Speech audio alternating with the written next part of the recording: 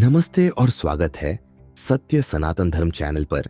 आज हम भगवद गीता के 7वें अध्याय ज्ञान विज्ञान योग की कहानी और शिक्षाओं पर विस्तार से चर्चा करेंगे। चलिए शुरू करते हैं।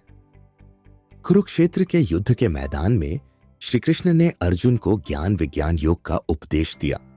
उन्होंने अर्जुन को बताया कि सच्चा ज्ञान और विज्ञान क्या है और किस प्रकार आत्मज्ञान और ईश्वर के प्रति समर्पण से मोक्ष प्राप्त किया जा सकता है। श्री कृष्ण ने कहा, हे अर्जुन, अब मैं तुम्हें वह ज्ञान और विज्ञान बताने जा रहा हूं जो तुम्हें आत्मज्ञान और ईश्वर की अनुभूति कराएगा। जो व्यक्ति इस ज्ञान को जान लेता है वह संसार के सभी बंधनों से मुक्त हो जाता है। मान लीजिए कि एक व्यक्ति एक विद्वान है। विद्वान को सच्चे ज्ञान और विज्ञान का अध्ययन करने से आत्मज्ञान प्राप्त होता है। जब वह इस ज्ञान को जान लेता है तो वह संसार के सभी बंधनों से मुक्त हो जाता है और आत्मिक शांति प्राप्त करता है। श्री कृष्ण ने अर्जुन को बताया कि वह सभी जीवों के आत्मा है और सभी चीजों का स्रोत है। हे अर्जुन, मैं ही सभी जीवों के आत्मा हूं और मैं ही सभी चीजों का स्रोत हूं। जो व्यक्ति इस सत्य को जान लेता है वह मुझे ही अपने जीवन का परम लक्ष्य बना लेता है। मान लीजिए कि एक व्यक्ति एक साधक है। साधक को यह ज्ञान प्राप्त होता है कि ईश्वर ही सभी जीवों के आत्मा है और सभी चीजों का स्रोत है। जब वह इस सत्य को जान लेता है तो वह ईश्वर को ही अपने जीवन का परम लक्ष्य बना लेता है और आत्मिक शांति प्राप्त करता है।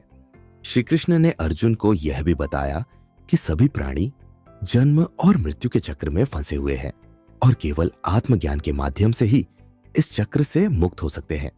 हे अर्जुन, सभी प्राणी जन्म और मृत्यु के चक्र में फंसे हुए हैं और केवल आत्मज्ञान के माध्यम से ही इस चक्र से मुक्त हो सकते हैं। मान लीजिए कि एक व्यक्ति एक साधक है। साधक को यह ज्ञान प्राप्त होता है कि सभी प्राणी जन्म और मृत्यु के चक्र में फंसे हुए हैं और केवल आत्मज्ञान के माध्यम से ही इस चक्र से मुक्त हो सकते हैं। जब वह इस ज्ञान को जान लेता है तो वह इस चक्र से मुक्त हो जाता है और आत्मिक शांति प्राप्त करता है। श्री कृष्ण ने अर्जुन को बताया कि सभी ज्ञान और विज्ञान का परम उद्देश्य ईश्वर की अनुभूति और उसके प्रति समर्पण है। हे अर्जुन, सभी ज्ञान और विज्ञान का परम उद्देश्य ईश्वर की अनुभूति और उसके प्रति समर्पण है। जो व्यक्ति इस सत्य को जान लेता है वह सच्चे आत्मज्ञान और मोक्ष की प्राप्ति करता है। मान लीजिए कि एक व्यक्ति एक विद्वान है। विद्वान को यह ज्ञान प्राप्त होता है कि सभी ज्ञान और विज्ञान का परम उद्देश्य ईश्वर की अनुभूति और उसके प्रति समर्पण है। जब वह इस सत्य को जान लेता है तो वह सच्चे आत्मज्ञान और मोक्ष की प्राप्ति करता है। श्री कृष्ण ने अर्जुन को यह भी बताया कि जो व्यक्ति ईश्वर को जान लेता है वह सभी प्राणियों में उसकी उपस्थिति को देखता है और सभी से प्रेम करता है। हे अर्जुन, जो व्यक्ति ईश्वर को जान लेता है वह सभी प्राणियों में उसकी उपस्थिति को देखता है और सभी से प्रेम करता है। मान लीजिए कि एक व्यक्ति एक साधक है।